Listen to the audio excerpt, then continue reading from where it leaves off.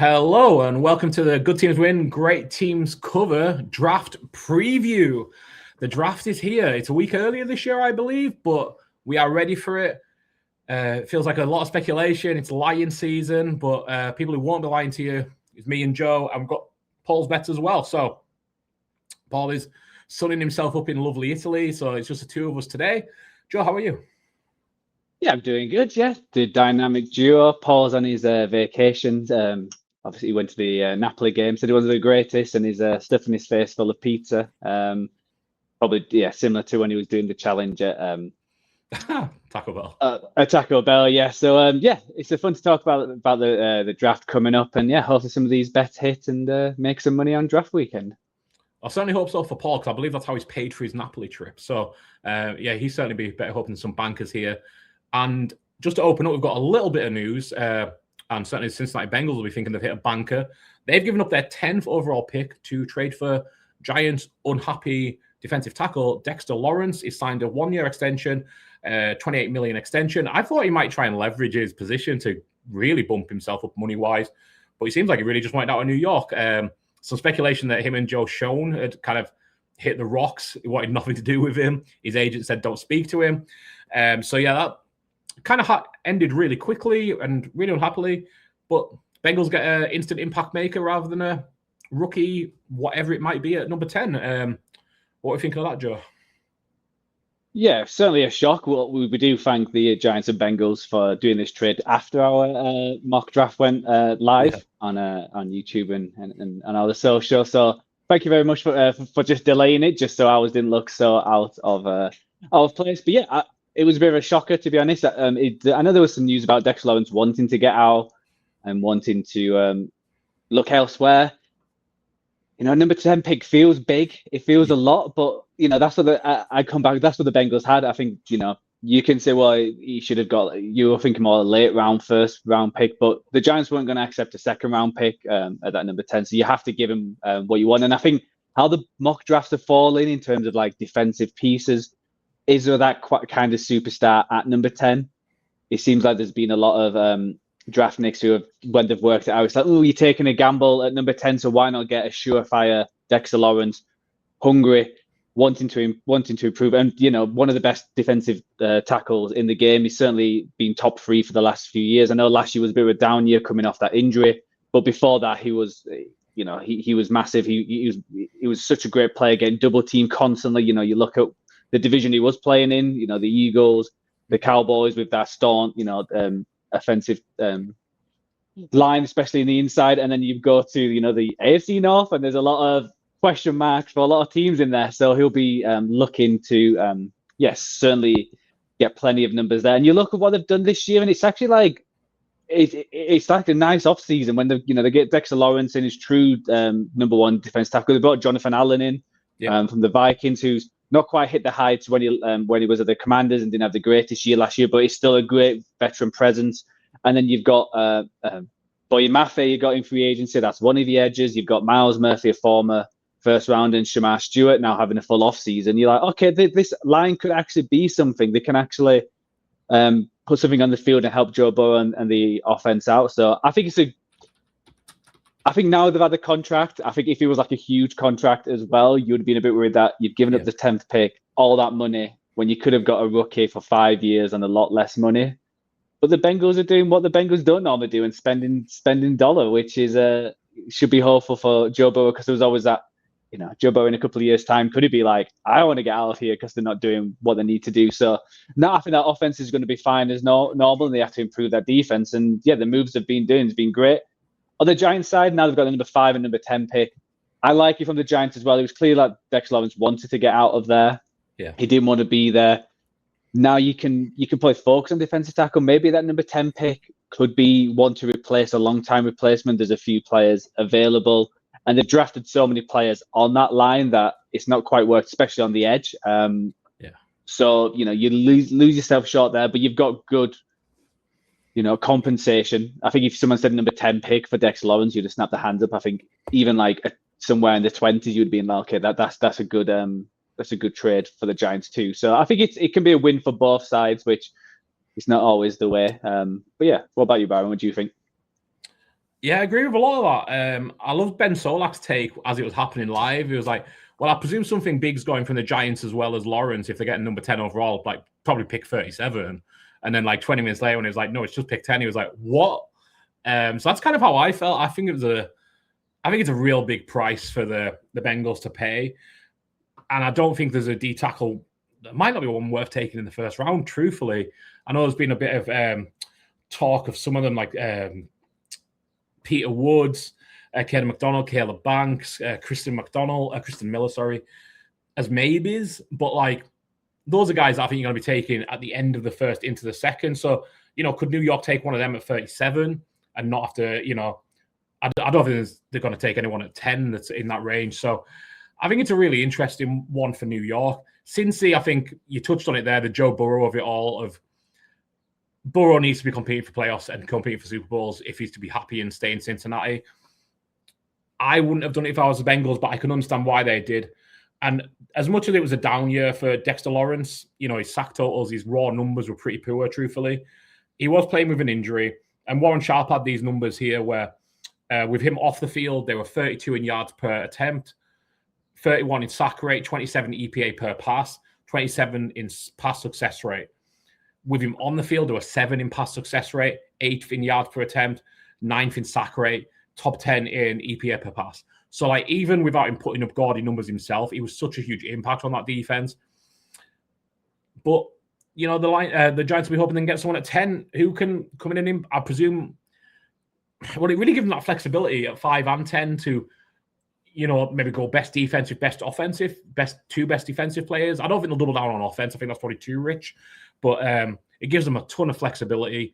They could potentially move back and get extra capital to try and attack that D tackle gap they've now got. Yeah, really interesting one just before the draft. I think the content machine, the NFL know what they're doing this year. So we thank them both for giving us a little bit of talk about pre-draft. And like you say, doing it just after we got our mock drafts out. So kept us well timed there. But what we're going to do, we're going to get onto our draft bets. The Bengals won't get to make one on night one, but we will. So plenty of draft bets to come. And we're going to start with our draft positions. This is our pure over-under players.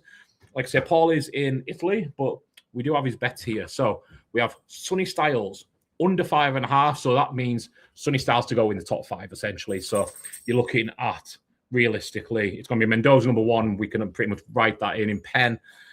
We think it's going to be Arvell Reese or David Bailey at 2. Cardinals, who knows? And then you've got Titans and Giants, who are both heavily rumored to be with Sonny Styles. That is at 11 to 10. Carnell Tate over 7.5. So to go pick 8 or later, that is at 9 to 5.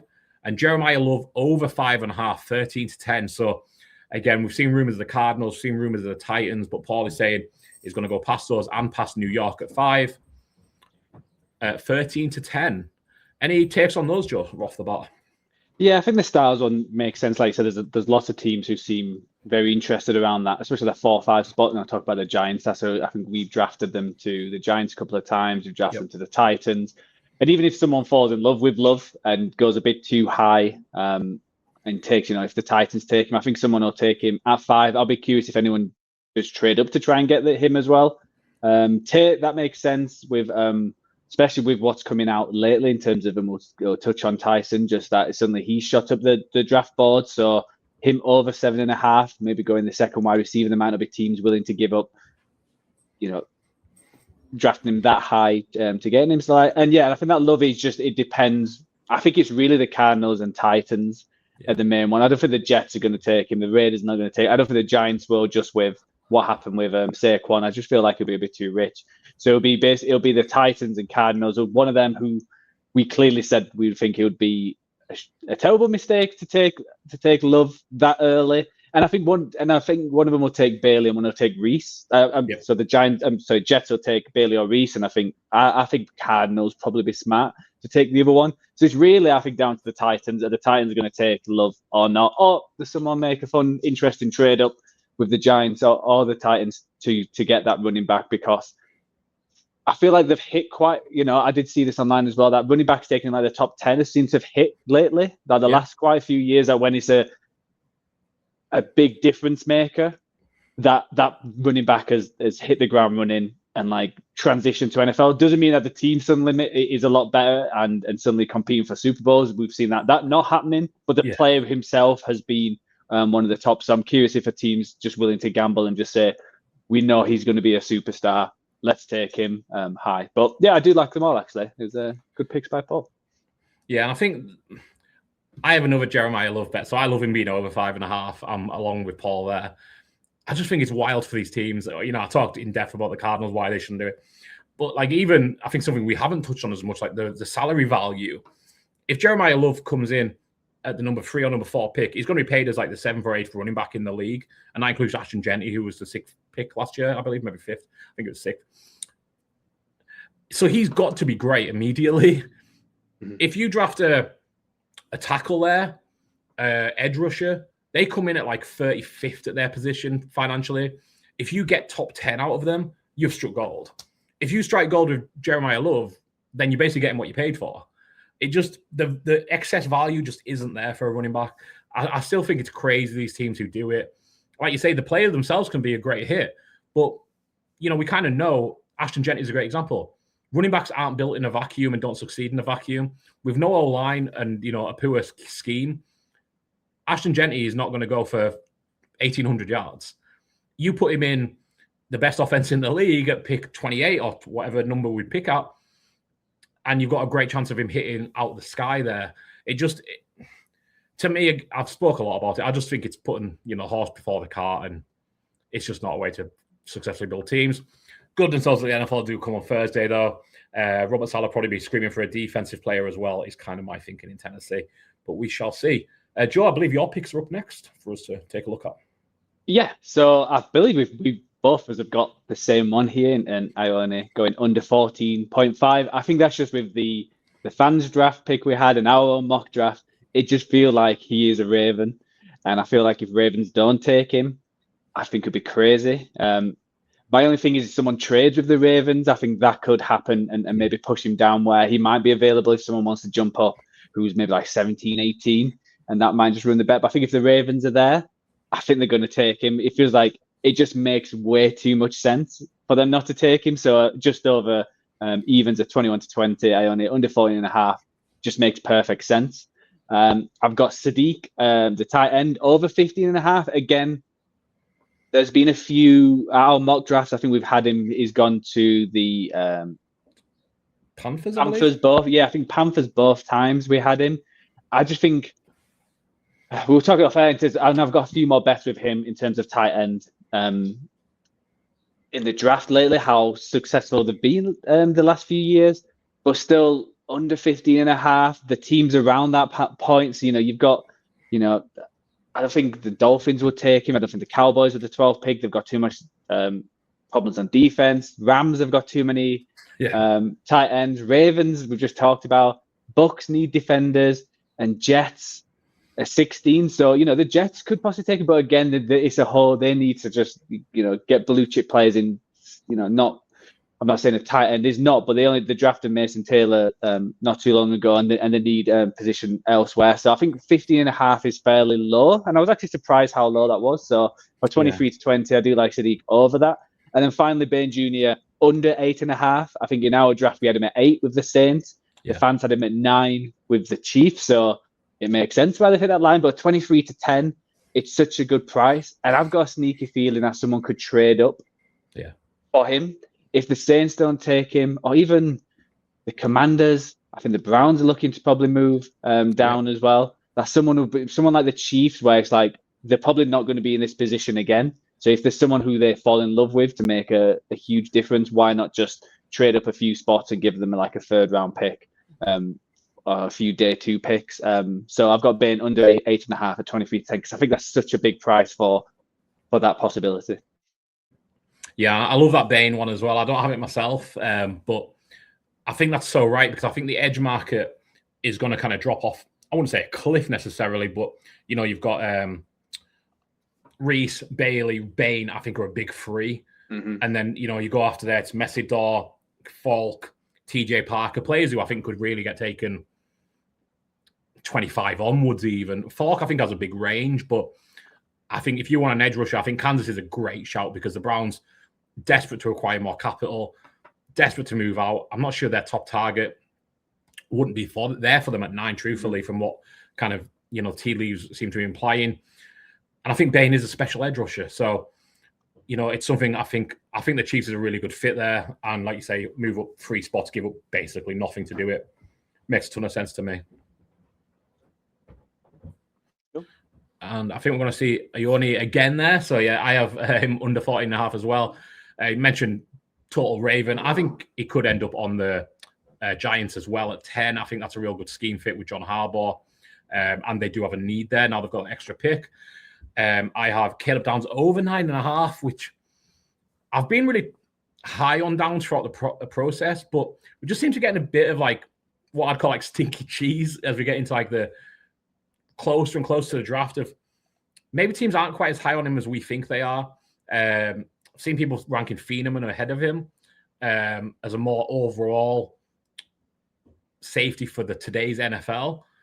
I'm not sure I would go there, but I think at over 9.5 at 11-10, I think his floor was 10 when it was the Bengals, but I'm not sure who's like as safety needy as the Bengals would have been. And I just don't think a fall would be that crazy to go to like maybe even someone like the Bucs at 15, because, safety, like we talked about with Jeremiah Love, it's not a premium position that you pay. So, do you go or tackles, edge rushers, wide receivers ahead of him? I think that's pretty likely at this point. So over 9.5, 11-10, I like on Caleb Downs. And then Jerome McCoy under 19.5 at 3-2. Again, he is coming off that injury, but he is cornerback 2 at worst in the class. And I think teams, again, you pay more for corners than you do safeties. I think he's just going to end up the board. I was surprised it was 19.5. I thought that was a really high number. So, yeah, I'm really happy taking him there at 3-2 odds against. Works for me, yeah. Yeah, that Downs one, I think for the team, obviously when we did the Fans of the Clock, the Saints did that awesome video and yeah, they took him there. And then in our draft, I think the Bengals took him at 10. So that 9.5 makes sense. And now, I can't imagine the Chiefs are not going safety at 9. So really, is he going top 8? It feels like it. I mean, that best. So I do like that one. And then, yeah, I do like the McCoy as well. We had him below that.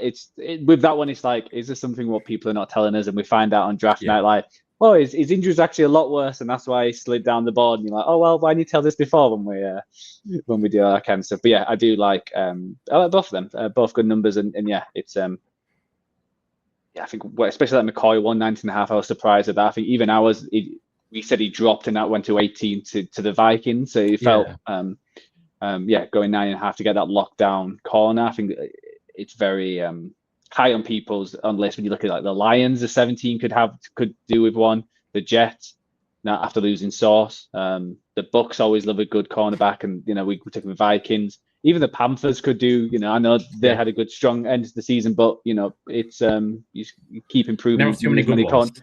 Exactly, you need as many cornerbacks as you can. Grant, so that's our over-unders. Going to move on to team's first draft pick position. Market I absolutely love. You get some great values.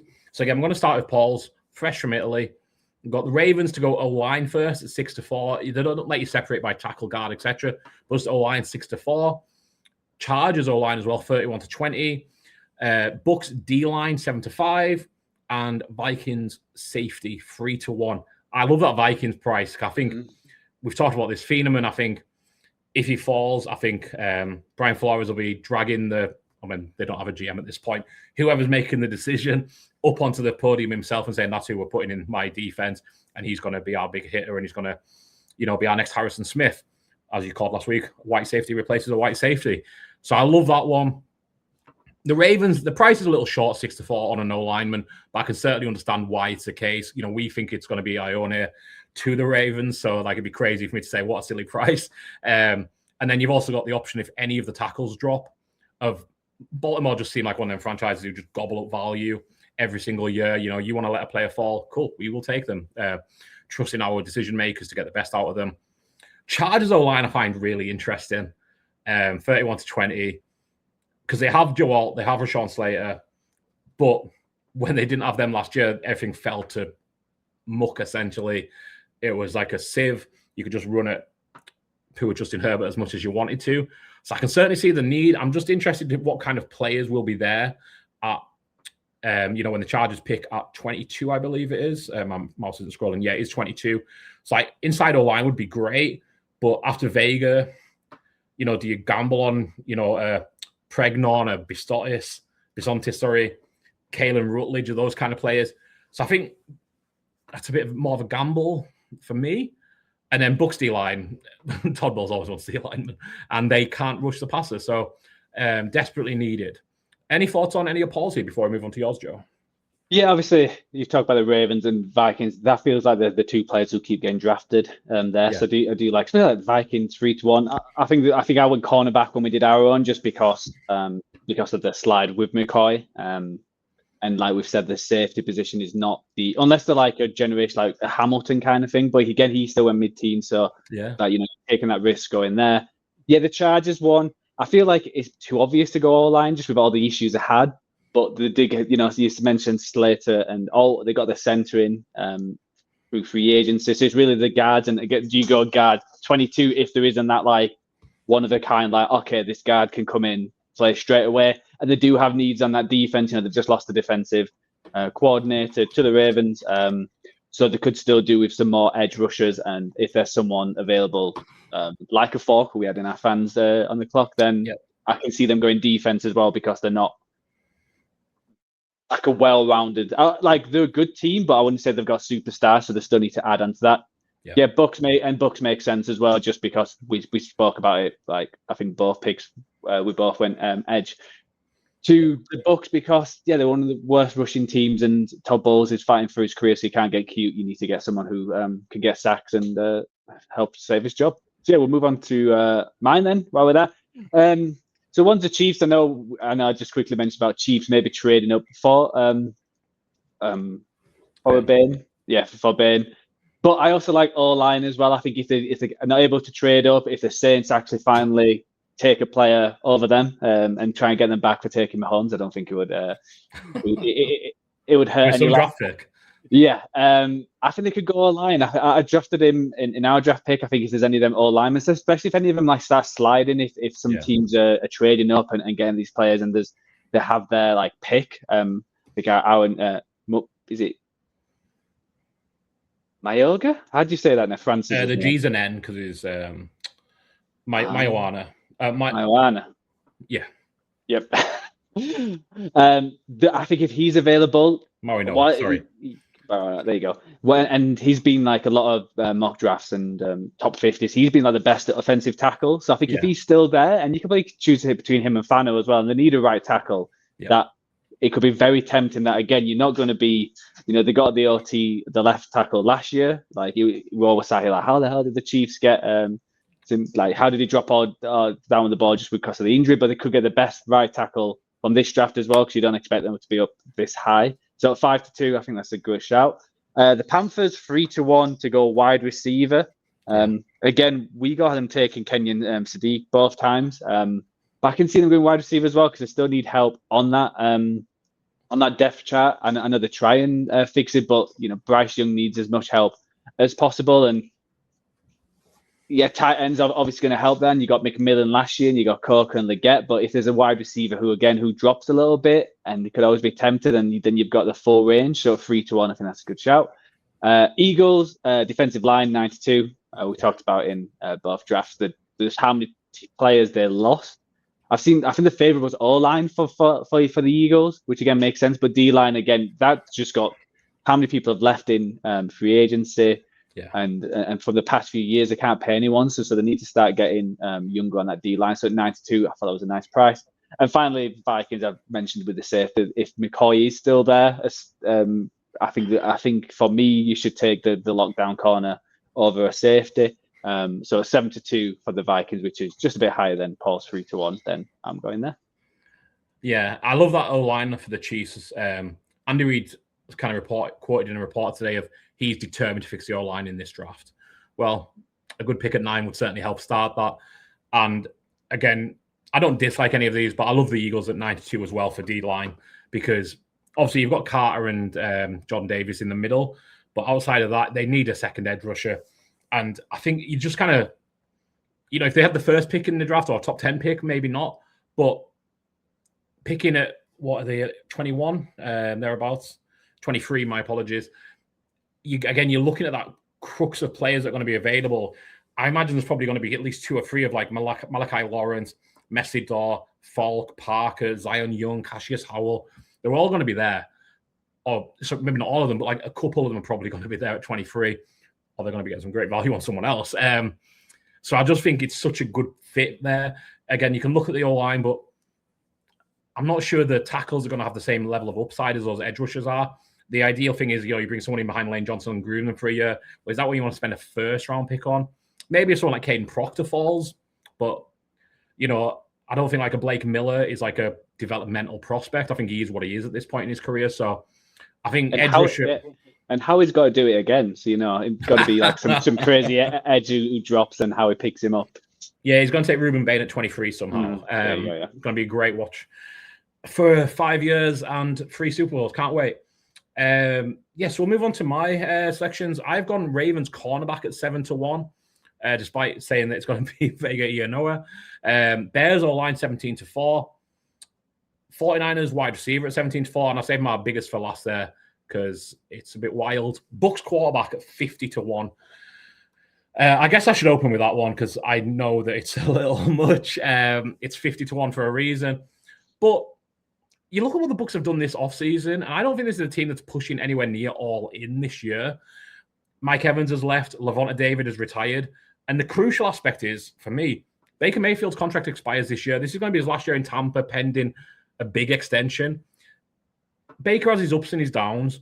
I'm not sure that I want to be paying him $50 million a year for the next 4 years of his career. I just, he's already 31. I'm not sure.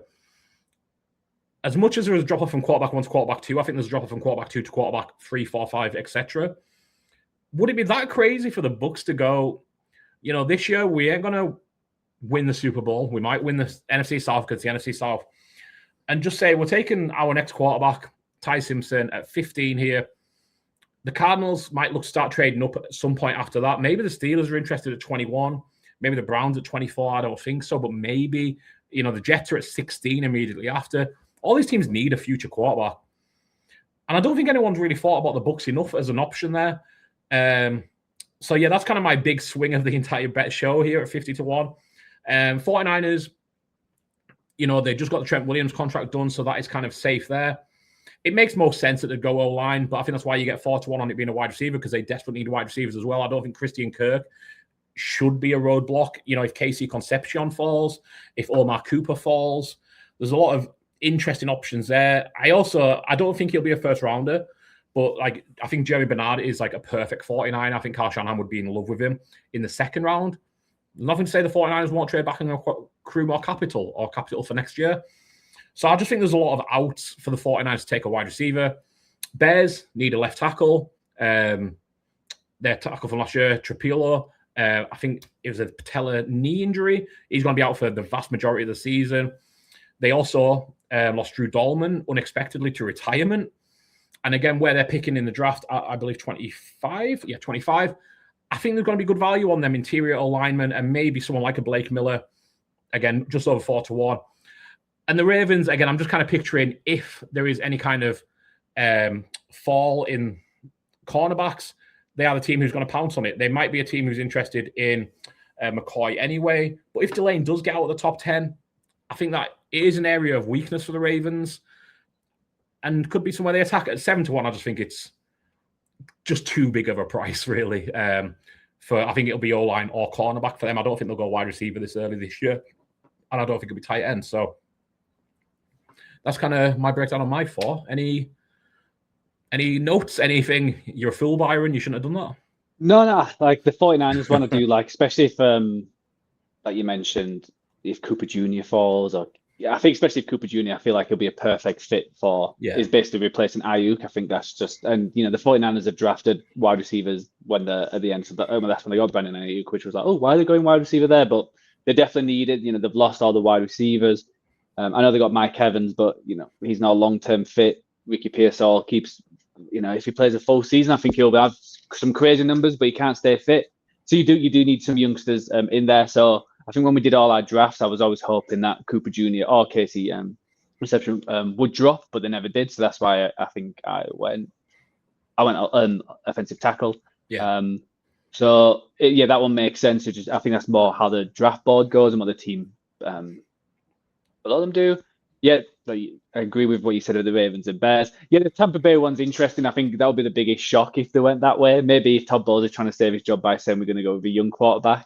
But are you wanting the hassle with Baker Mayfield and everything going forward to next year? I'm not quite sure. I would say the only thing that if they suddenly just trade a first round pick to acquire someone and then it'll be perfect timing for the second round Bucks pick to pick up that quarterback. So fingers crossed that happens. But I would be shocked if they went number 15. But I was shocked when the Falcons got Penix Jr. So it can certainly happen, and it's the NFC South after all. So who knows? Fingers crossed. I hope so. I'll be very smug. Cool. So that's our team first pick positions. We're going to move on to X position drafted. So Paul put these in last week before he flew out to Italy. Jordan Tyson is number 1 wide receiver. It was 9-2 when he put it in. He's now 17-10. He's really jumped up draft board since he had his training workout posted with really some sick moves, to be fair, some really nice catches. And he has his number 2 wide receiver, as Carnell Tate, which was, again, 4-1 last week. It's now 7-5. Good teams win, great teams cover. We will give you the prices that they are now. We're not just going to say, hey, remember when we backed this 2 weeks ago and you can't get that price. We still like them at that price, nearly 2-1 on Tyson. And he, like I say, he has gone through the sky. People couldn't be higher on him. I did read a report from Nick Underhill, a longtime Saints beat writer, who said 8 is kind of the floor for Jordan Tyson. I'm not sure we'd say the same of Carnell Tate. I think he has a bigger range. Saints love his athleticism. So I think that's a really interesting fit there. And Carnell Tate, I think for a lot of people, me included, I will say, was number 1 wide receiver in this class. I think he's got the most well-rounded game. But him being the second wide receiver at what was 4-1 now, it's still odds against. I think those are both interesting. But yeah, Paul kind of struck gold with the bets last week, I will say. I think those I would have backed without question. Now it's much more of a decision. Yeah, I agree. It was a very nice price. And I'm curious if this is just like you said, the whole draft's coming up soon. Let's pump some stories in, and this whole Jordan Tyson's going to go so high and he's going to be top 5 pick and all that kind of stuff. If it was just if it was just to fill the days beforehand, just to create some stories. But yeah, he's certainly impressed in his his tryout. So certainly good odds for Paul. And it's still, like I said, there's still odds on, so they're still nice. I'll go with mine now. So it's I've gone for offensive tackles. And I was a bit like, on all the drafts, both drafts we've done, Monmouth Freeling was the first OT to go off, going to the Browns, and he just felt like he fits the Browns. He seems to be like the best left tackle, maybe not the best tackle in general. So for him to go first, I thought at 10-1, I thought it was such a good price. If the Browns go, I think if the Browns don't take him, then I don't think he'll be the number 1 offensive tackle. But that's just hoping that the Browns take him and pick 6. And at 10-1, I think that's a great price. And then my owner, I should have picked him if I can't say his name. I've got Marinoa as a number 2 offensive tackle at 5-2. I mentioned the Chiefs. I think there's a few other teams could also pick him up beforehand. It'll probably be in between him and Fano, or even if someone falls in love with Proctor as well. But I think these two going in order. That if the Browns, I think if you hit the first one, the Freeling one, then you probably win the second one. Yeah. So I did like both ways, 10-1 for Freeling to go and 5-2 for the second one. Yeah, I got a good feeling about that one. Let's move on. I've gone a little YOLO. I like my YOLO bets on every week. Why am I trying to say it's just draft season? I've gone for Vega Ioane to be the number 1 offensive lineman drafted. Number 2 offensive lineman drafted at 6-1. So basically, it'll go after the first tackle. And I do like him to the Giants at 10. I think if he goes 14 to the Ravens, it's probably going to be a tackle between the first one. He's probably not going to hit, truthfully. But this is kind of just a bet on his upside there. I think he might be the best overall offensive lineman in the draft, but he plays a position that's not as valuable. So I think the second O-lineman, 6-1, not the worst bet. And I've gone a very rogue here. Buying into that Caleb Downs kind of stinky cheese. People bringing up Feeneman. Downs to be the second safety off the board at 14-1. I just think it's such a big price for a non-premium position player. Obviously, Jeremiah Love is a different case entirely. Like, we're not going to get 14-1 on the number 2 running back. But I just think that Downs and Feeneman are very close in terms of what NFL teams are going to see them being able to do. And I think there is going to be teams who see Feeneman as being more impactful year one. So at 14-1, I think it's certainly worth a cheeky little punt. It's not one like I'd say, put 5 units on it and, stake your mortgage. Never do that on any bet, please. But like, I just think it's worth a little play because I think Downs is going to get past 10. And once it gets past there, you're really into like pick your poison. You don't know what teams are interested in. You don't know what teams see in terms of how they want to utilize their defensive backfield. So I just think it's worth a play at 14-1. I just think it's a really nice price. We're going to move on to our top 10 picks here. A market that has been crushed recently. Feels like all the value has been sucked out of it. We might find a few each at least that we like. Paul once again had his things in on Thursday before he flew out to Italy. He had Jordan Tyson at 13-5, nearly 3-1. Really nice price. And it now has John Tyson at 10-3. 10-37. So 4-1 or 1-4 basically. Not much to say there. I don't think Paul would take it at that price, but we wanted to shout out his price he had previously. And then Monroe Freeland, we just talked about him, was 10-1 first tackle off the board, 7-2. Repeating the same kind of things there. I think it makes a lot of sense for the Browns at 6. It could make a lot of sense for the Chiefs at 9. So I think there's a few options for him to be a top 10 player. Joe, who have you got? Yeah, similar to Paul, I've got a better Freeling that I get 5-1 to be a top 10 pick. And Proctor, which we mentioned as well, 6-1. I think just with offensive tackles, some teams can fall in love with them, and it's not always the one we expect. So someone like the Browns, who are probably going to go tackle, they may go Freeling, they may go Proctor, and another team might just trade up just to get that the tackle if they think he's going to be a franchise-changing player. So I think both of these at 5-1 and 6-1 are nice. As like you said, it was very tricky to actually pick a top 10 because probably all the players we've mocked, except probably Freeling, are way odds are on. So, yeah, and then we'll move on to yours. Yeah, bookies have killed us this year on this one. I've gone, again, 2 gambles here. Wenger Ioane, 11-2. I kind of just see him going to the Giants at 10. I don't think there's much room for him to be a top 9 pick, but I think at 10 is certainly in place at 11-2. And Jeremy McCoy, again, talks about if teams think he's back, and he has ran his 40, so we know he can run in a straight line at least, which Will Johnson didn't do last year. So I don't think we're seeing a fall to the second round. 17-2 on maybe the cornerback 1 if he's fully fit. I just think it's worth a bet. Again, not one I'm in love with, but I will be having a play on it. 72, I just think it's a nice price for a player who has really high upside. So, yeah, that's where I'm at with McCoy. What we got next? We've got all together here. We've got our kind of pick your bet here. So this is Paul's other selection. He's going under 1.5 quarterbacks in round 1. So if I have Ty Simpson in round 1, me and Paul are at odds there. But I didn't specify that. This must be the Bucs' first pick. Take him in the 3rd round if you keep trading back. First round pick is going with Pregnon, the guard, 6-1, really nice price. Number 10 pick. And again, this was before the Bengals traded out. I don't know if that would have changed any for Paul, but Mansour Delane at 4-1. And me and Joe will offer you no interest on this one at all because we don't know what the Big Ten is.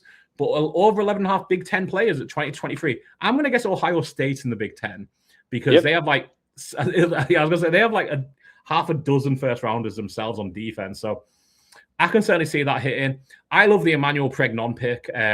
It's one that like I didn't include in my bets on here because Paul had it at 6-1. I got him a few weeks ago at 13-2, so basically the same price. I just think, you get to that mid to late 20s. Lots of teams need all-line help. Lots of teams need edge help. I think we might see a run on those 2 positions towards 18 through the end of the draft. So, yeah, I love the Pregnon one there. Who's making up your best of the rest, Joe? Yeah, I've got offensive lineman in round 1. I've got under 7.5, I think, at 18-10. Obviously, it all depends on the end of the draft. I think in both of our drafts, we were around 6 and 7. So we went under. Obviously, that could completely change. But I do like the odds 18-10, nearly 2-1 being under.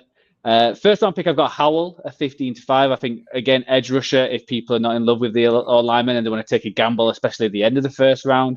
I think both times we'll be able to go into the Patriots on one of the picks, and maybe a little bit higher. And then to 49ers. That was the other one in our fans draft. So I think someone needs an edge around that. I think someone could just gamble and go for Howell.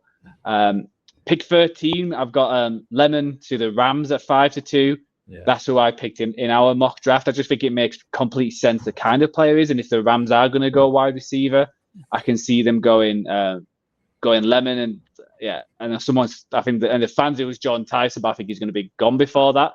Yep. So Lemon at 13 at 5-2. I think that's a good pick. And then one of my long shots is I've got Sadiq, team to draft Sadiq, the tight end from Oregon, 28-1 to the Dallas Cowboys, to yours and Paul's Dallas Cowboys. I just think he's not going to go, like we've mentioned, I think he's going to go over his 15.5.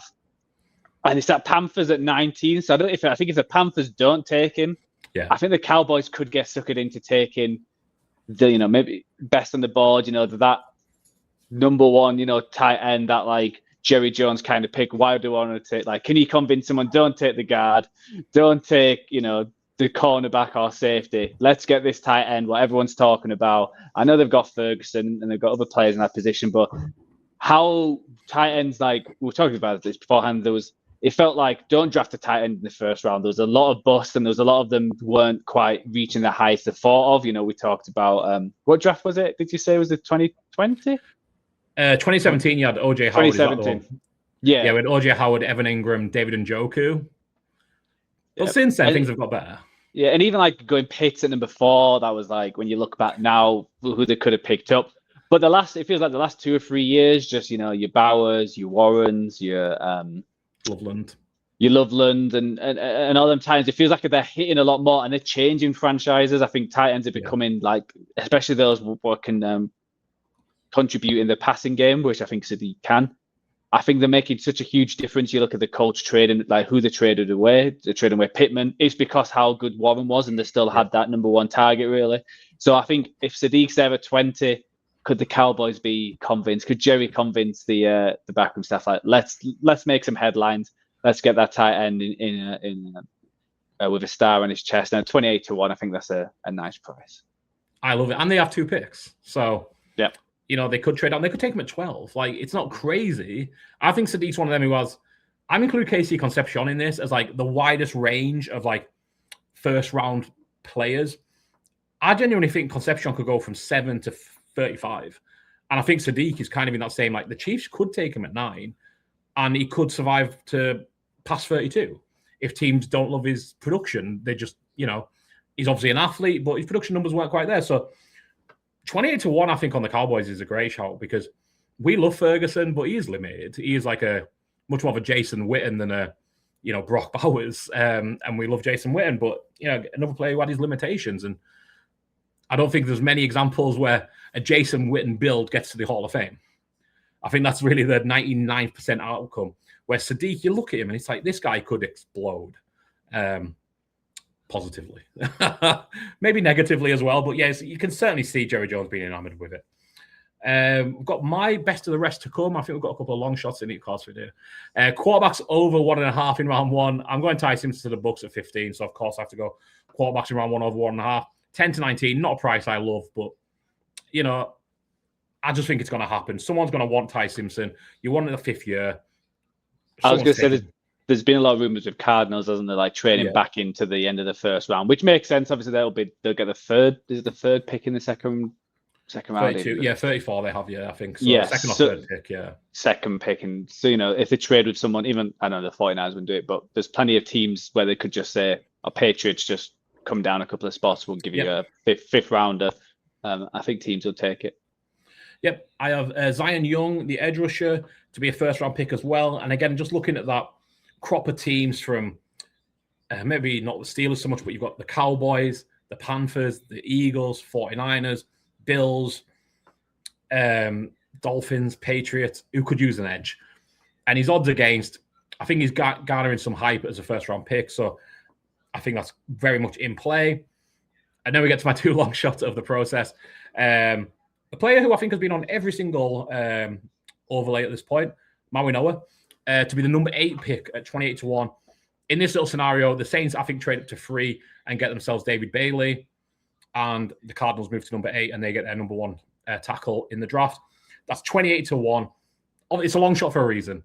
But I will say last year, nailed Kelvin Banks at number 8 overall, 16-1, tackle to where the Saints were picking. I think they do the same again this year. We get a 28-1 pick. And what was my favorite bet in the entire process has come down from 40-1 to 25-1. Jeremiah Love to be drafted by the LA Rams. The Titans don't make sense. The Giants don't make sense. The Browns don't need a running back. Commanders maybe at 7, but they've got a ton of needs. Saints don't need a running back. Chiefs don't need a running back. Giants, yeah, maybe. Dolphins, no way. Cowboys, no. Rams at 13. They could even trade up 2-3 with the Cardinals if you want to get funky. But I just think Sean McVay is going to be enamored with, give me the best offensive weapon in the draft. We are all in for this year. Matthew Stafford just signed an extension today as well to guarantee that he turns up to training camp. I just think this fits so well. I can't believe it's still 25-1. In my non-defense, Jeremiah Love hasn't visited with the Rams other than the Combine. I don't even know if he met at the Combine, but he certainly hasn't had a 30 visit. They have Kyron Williams on the roster. Blake Corum had an okay year last year, got more work as the season went along. So I can see why it's such a long price. But I just think for a team who's got to go all in, do you take, the third wide receiver in Mekhi Lemon? Do you take a tackle who's going to be okay? Or do you take the best offensive weapon to a team that should absolutely be taking the best offensive weapon in the draft? The Rams maybe are an elite running back away from getting to the Super Bowl. Kyron Williams has been really good at getting touchdowns, which is really valuable, but I don't think it's something you can bank on. I don't think it's something you can replicate. And I think Kyron Williams might be a kind of cut candidate at the end of this season regardless. Just put Jeremiah Love in there, annoy Joe, annoy the rest of the NFC West, and just put him on the Rams. Give me a huge win at 40-1 and still back him at 25-1 today. Those conclude our picks. Anything to say on any of these wacky ones, I guess, Joe, or even less wacky? Well, I was going to say the Love one. I think if he's available, I think the Rams do take him. I don't think he'll be there at 13. No. I think you said some of them teams that I was like, the Chiefs could do with a running back. Would the Chiefs be tempted? I know they need elsewhere, but to get, like you said, maybe the best offensive player in the draft, and they're not going to be at number 9 again. And then they're just sort of who's their running back right now? It's they did take Ken Walker in free agency, to be fair. Yeah, true, but if Love is it's still not Jeremiah there, Love. No, exactly. So I can still see if he falls to 9. Yeah. But the Chiefs need they're not guaranteed, like you said, because they've got Walker, and we had Commanders taking him, and it could be that they just say we'll just take the best player available. But I think if he's still there 13, then the Rams would snap him up. So it's a good bet. I think if we get past 9, you'd be like, okay, this could certainly hit. It's just getting to that stage at that point is a tricky bit, but I do like that one. And the likelihood is it's 25-1. Sorry, it was 40-1 for a reason. But what you can do is Thursday night is the NFL draft. We will be doing our annual watch along with the NFL draft. And this year we are joined by the Sleep at Work Network. So it's going to be us and Fletch and a cast of gang from the Sleep at Work Network. I don't know exactly who's going to be joining us other than Fletch, the hardcore Lions fans. But we're going to be joined by guests in and out of the show. Me and Joe will be on the entire time. So will Fletch, I believe. But so you can watch me either celebrate Jeremiah Love going to the Rams, or you can watch us celebrate some of these other wins coming in. Well, we'll be out. I'm able if Paul wins, of course. But I would really love to see everyone there Thursday for our. Is this 4th annual, Joe?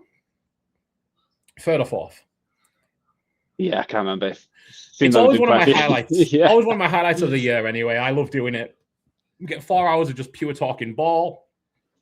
We will not be tipping picks. You will get the pick as it's announced by the commissioner, just as we will. We don't care what rap sheet, Schefter, I don't want to say Diana Rossini, because, it might be quite interesting what Diana Rossini's got to say. But the rest of them, I don't care. We won't be tipping anything. You'll get it live. We'll be active in the chat. Please come along and join us. It'll be on our Twitter. It'll be on our YouTube. I'm not sure if you can live stream to Instagram, but if it is, it'll be there. It'll be on Blue Sky if also possible. I'm not a tech guy. I'm not very good at the admin. But we'd love talking ball, and we'd love to talk ball with you on Thursday night. So please join us Thursday for the draft itself. Please look through our bets, bet responsibly always, and see what you like. Joe, any closing words before we finish up? We'll see you all on Thursday. Just have plenty of fun during the draft. Thank you. And yeah, see you Thursday, guys, and bet responsibly.